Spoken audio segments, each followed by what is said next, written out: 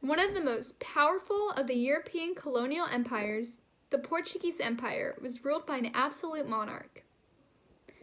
Historically, Portuguese society consisted of two classes. Social prestige, political power, and economic prosperity were based on the ownership of land. The land was concentrated in large estates owned by a small elite, which had obtained lands and titles during the reconquest of the peninsula from the Moors. These titles were confirmed by the king in return for the landowner's loyalty and service.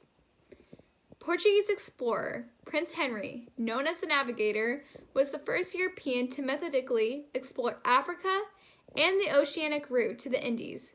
Their desire was to gain access to the gold-producing areas of West Africa. Portugal dealt with Africans by missionary efforts.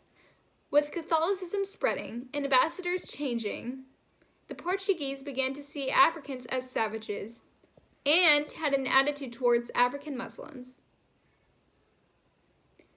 Over the course of its years, the Portuguese Empire created countless colonies across the globe.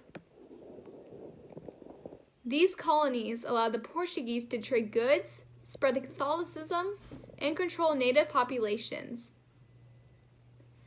Though the Portuguese Empire had since disappeared, its effects remain. By the time of Henry the Navigator's death, Portugal had a name for itself as a major explorative power.